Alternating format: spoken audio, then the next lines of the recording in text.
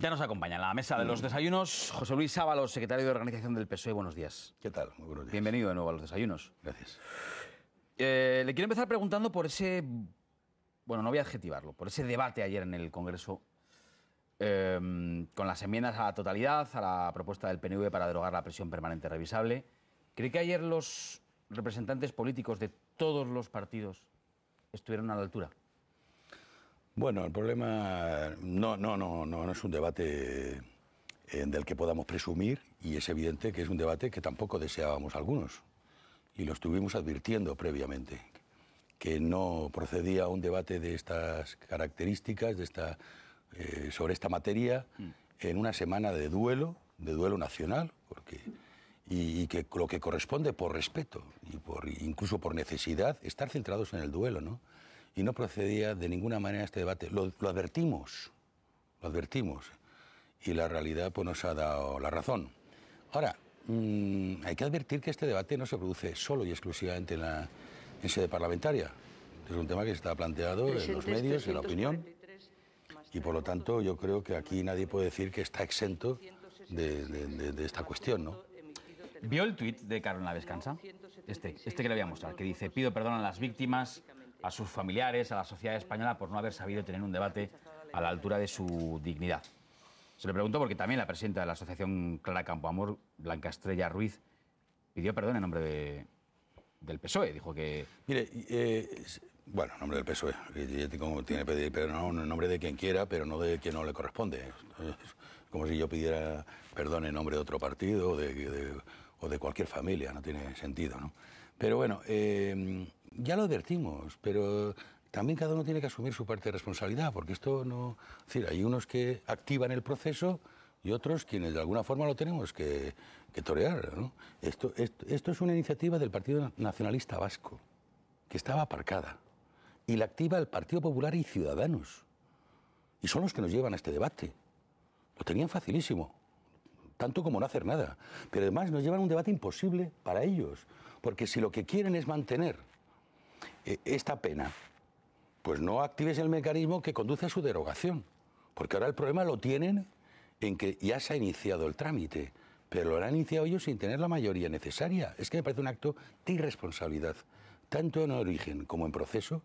Pero bueno, y luego está la otra cuestión, porque más allá de los argumentos utilizados hay que ver el comportamiento.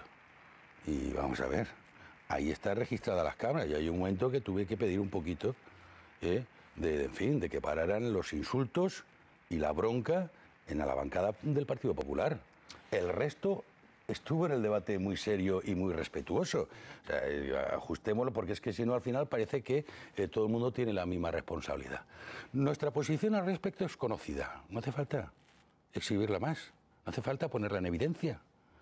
Es conocida, bueno, pero también es verdad que nosotros presentamos un recurso de constitucionalidad y por lo tanto hemos estado esperando a que el alto tribunal se manifieste.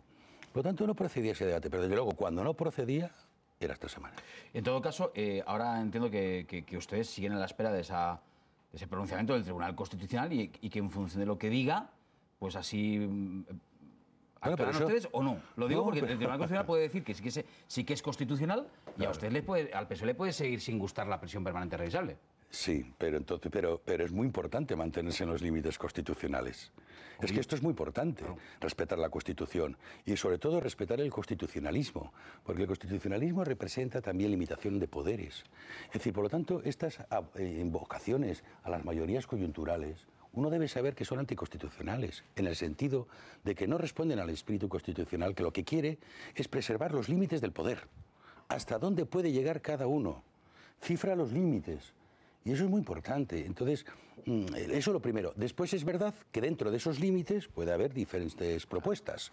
Oye, y todas legítimas, por cierto, porque estoy observando también una cierta presión, como si no tuviéramos derecho a mantener una posición, ¿no?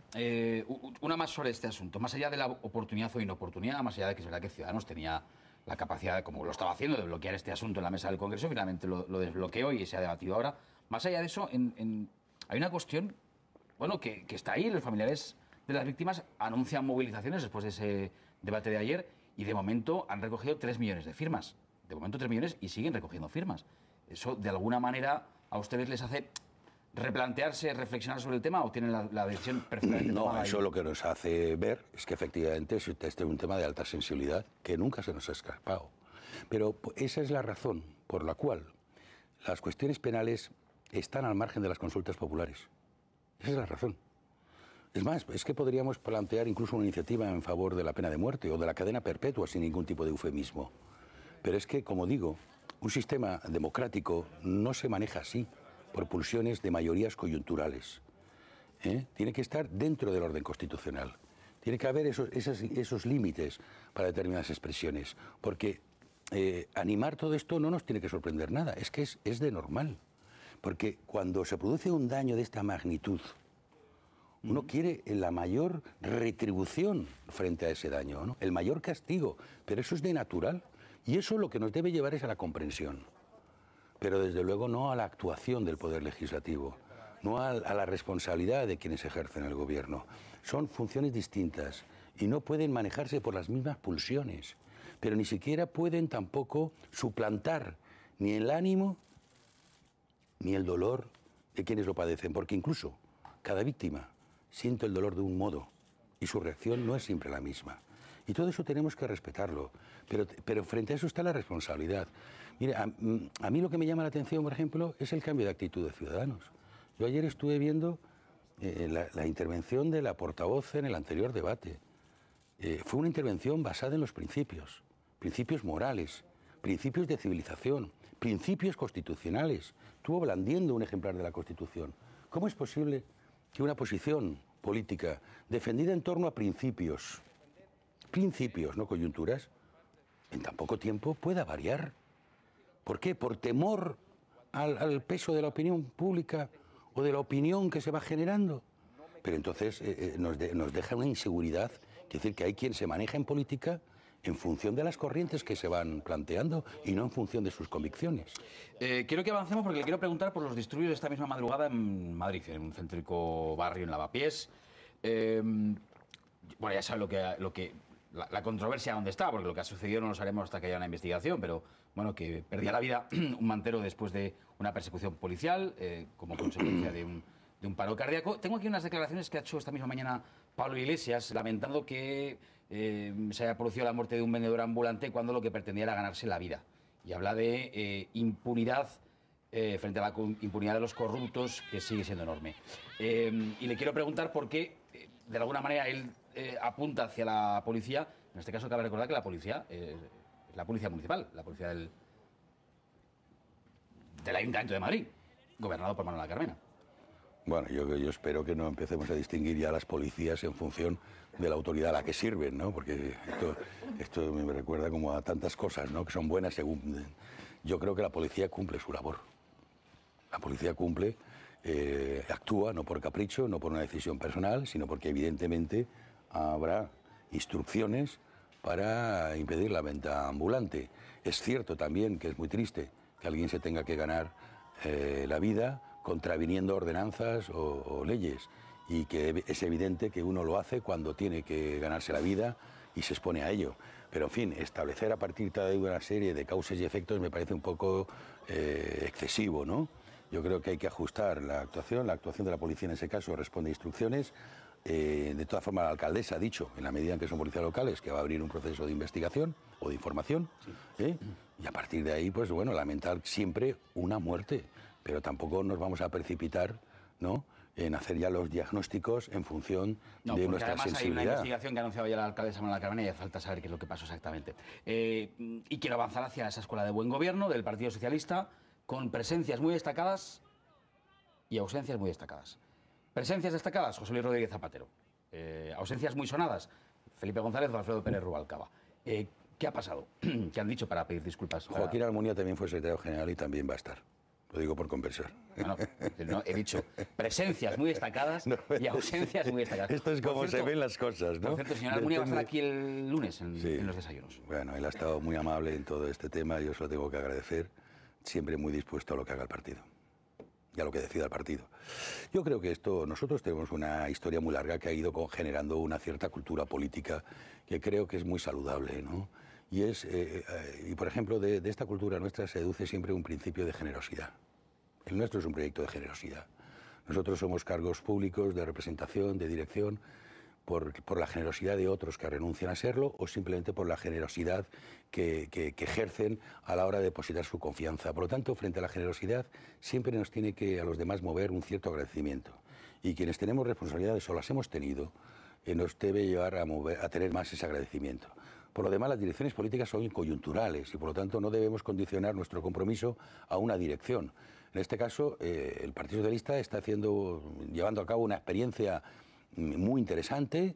Tampoco es que sea, yo no me atrevería a decir a lo mejor la primera, pero tampoco tengo conocimiento de otros eventos similares. Y sobre todo de apertura a la sociedad. Tenemos 1.050 inscritos, por eso me llama la atención el enfoque sobre particulares ausencias y no la celebración de tener 1.050 inscritos y casi 150 ponentes. Pero convendrá usted conmigo en que es llamativo la ausencia, porque pero siempre ha ocurrido igual. Fueron invitados. No, pero siempre ha ocurrido igual. Es que decir, lo que no ha ocurrido igual es que se esté más pendiente de quién no va. Pero que siempre ha habido ausencias en todos los eventos, siempre. Siempre. Además es normal. A veces simplemente porque la actividad de las personas, sus compromisos, por la razón que sea, pues hace que no siempre se pueda llegar al 100% de las expectativas. Me diga que fue un problema de agenda. Yo tengo que creerme lo que se me diga. Y si es otra cosa, pues lo tendrá que decir el que lo tenga que decir. Yo bastante me paso yo justificándome a mí. Pero, en serio, tenemos de los 150 ponentes casi, el 46% son personas que no son del Partido Socialista. De los 1.050 inscritos para participar en talleres y conferencias, el 25% no son del Partido Socialista. Pues mire, esas son las asistencias que a mí me gusta significar, que son personas que no tienen ningún vínculo con el Partido Socialista y por lo tanto ningún compromiso con el mismo y sin embargo están brindando su asistencia, su tiempo, en otros casos su experiencia, su solvencia, su conocimiento en favor de un debate progresista para este país. Yo me quiero quedar con eso, que es lo positivo. Venga, pues ahí nos quedamos con eso de momento, a la espera de que luego los analistas quieran volver a abrir ese tema. Yo le quiero formular otra pregunta de un asunto que ha sido también muy destacado esta semana, porque ha habido una semana con asuntos destacados en el Congreso de los Diputados, que es el debate monográfico sobre pensiones. Y hemos escuchado ahí una demanda, que es un tema lo suficientemente serio como para no ser cortoplacista, como para buscar el consenso y como para llegar a un pacto de Estado. Esto lo dicen todos, pero no hay pacto de Estado, ni hay visión... Sí, porque forma parte también del discurso que llamamos políticamente correcto.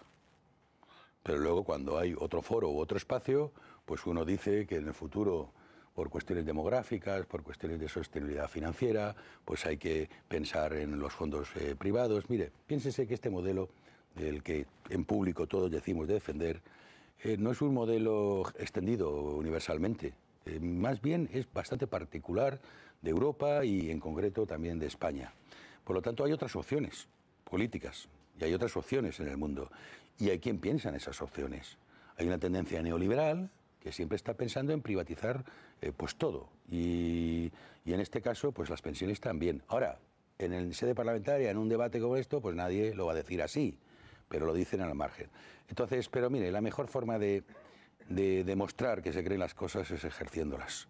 Entonces nosotros insistimos, hay que consolidar el Pacto de Toledo, hay que volver al marco del Pacto de Toledo y una de sus características fundamentales es que las pensiones no pueden perder poder adquisitivo.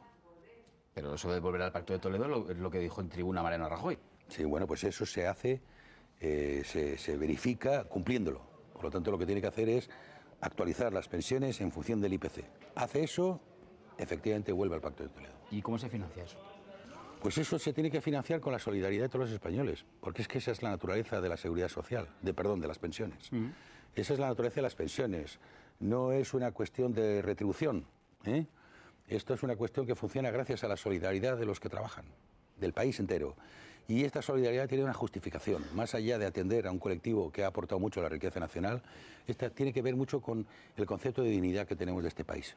Y es que a nuestros mayores les tenemos que procurar un retiro que se merecen en condiciones dignas. Y esto es un acto de convicción. Pues hay tres opciones, o se suben las cotizaciones, o se crea un nuevo impuesto, o se sube algún impuesto, o se sube la edad de jubilación. No, y hay más, por ejemplo, evitar el empleo precario, generar salarios más justos. Que es una manera de subir las cotizaciones.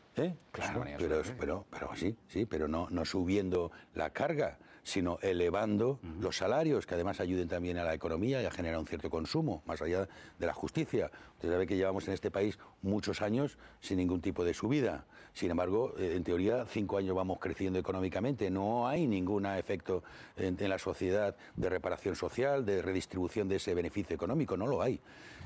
Hay otro mecanismo, y es la racionalización del gasto, que no sea a cargo del dinero de las pensiones, que las políticas activas de empleo, las bonificaciones, no las tienen por qué pagar los fondos que van dirigidos a las pensiones.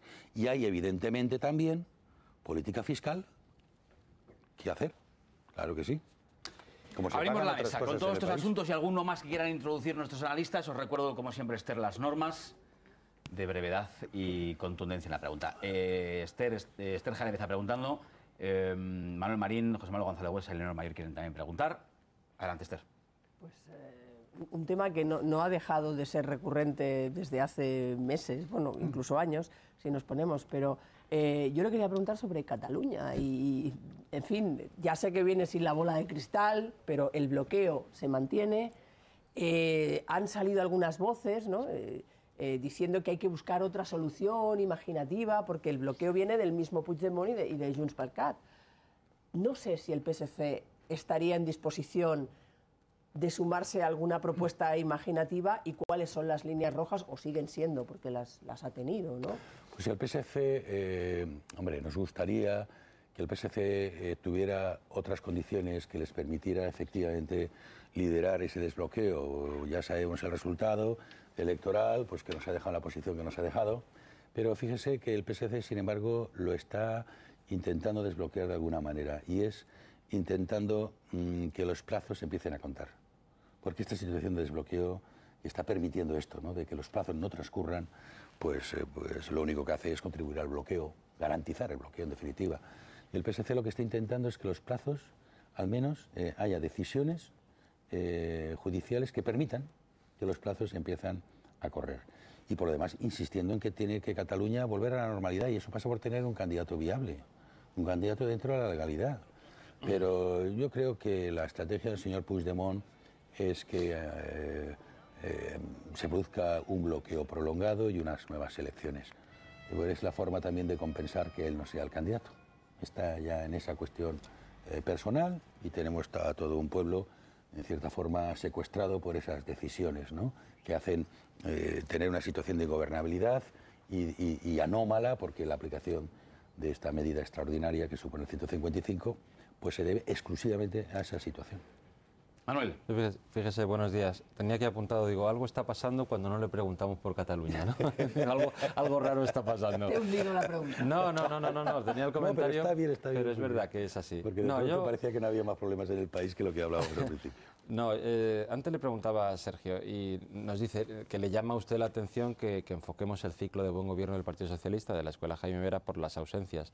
Pero claro, lo que se ha dicho es que lo que se estaba organizando era la gran foto de reconciliación de todos los secretarios generales, y en concreto de algunos que han tenido discrepancias con Pedro Sánchez. Esa foto no existe. Mi pregunta, ¿el objetivo no cumplido es un fracaso? ¿Es un fracaso el intento que tiene, loable y lógico, que tiene la actual dirección del Partido Socialista de reconciliarse o de conciliarse con la vieja guardia del PSOE o con una parte de la vieja guardia que sigue alejada? Bueno, nosotros no nos lo planteamos tan así. Yo lo vamos diciendo. Este es el único partido del arco parlamentario que no solamente no renuncia a su historia, sino que hace gala de la misma. Es el único. El Partido Popular renuncia a su historia, no sabemos de dónde viene, no quiere decirlo. No quiere decirnos de dónde viene el Partido Popular, no sabe cifrar sus orígenes.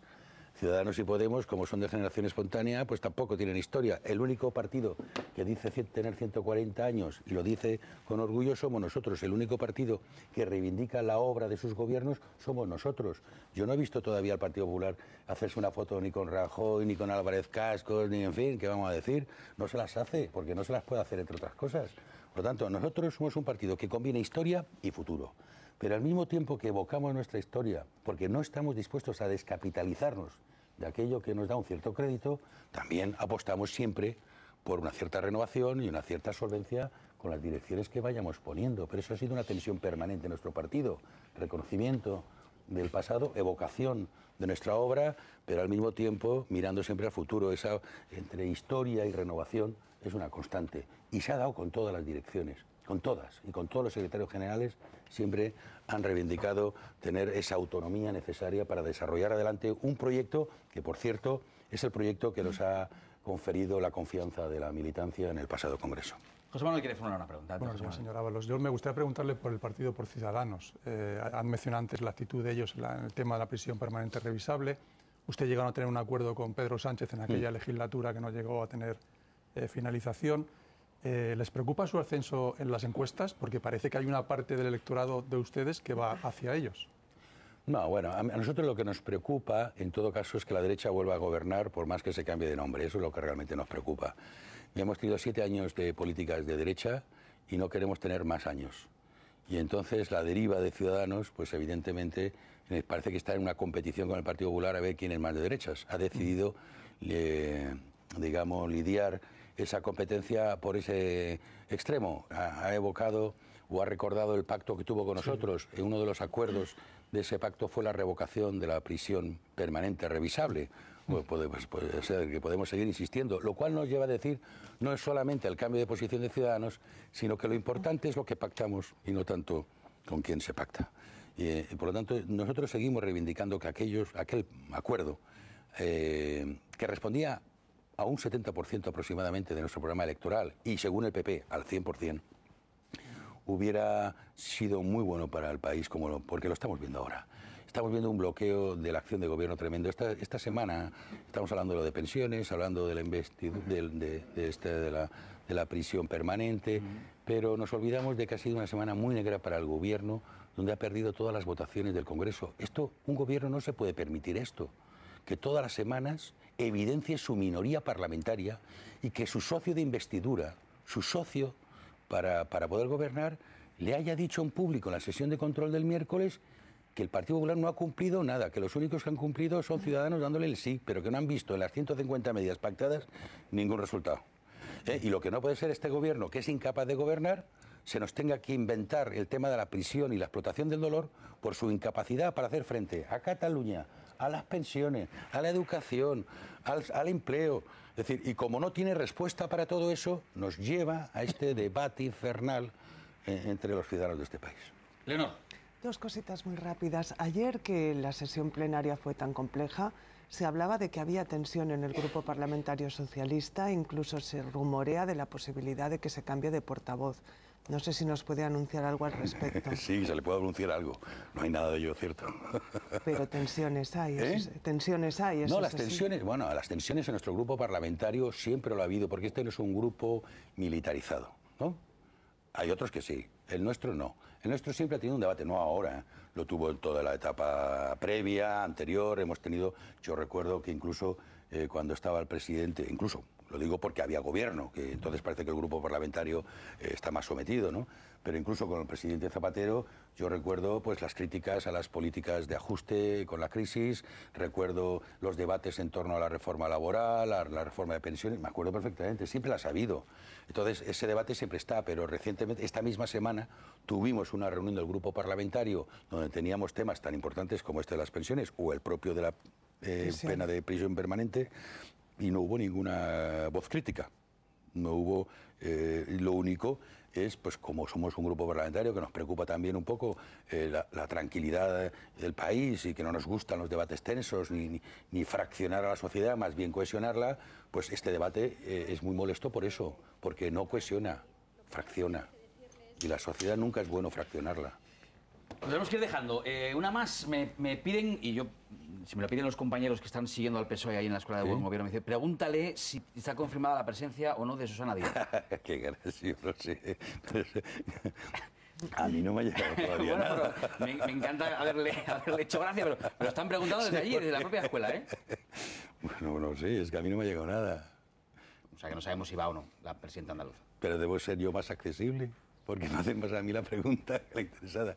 No, a mí no me ha llegado nada, la verdad, todavía. Bueno, pues nada, no lo confirma. Y otra pregunta casi de curiosidad, ¿es usted valenciano? Claro que sí. Se va a Valencia, ¿no? Me marchará. Me voy ahora. Claro.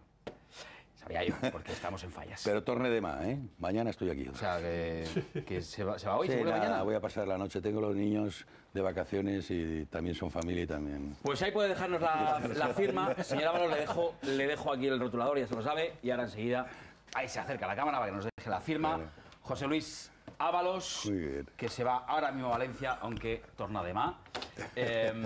Nos vamos con una noticia, gracias a los cuatro, por cierto. Leonor, Manuel, Ester. Ya lo he visto.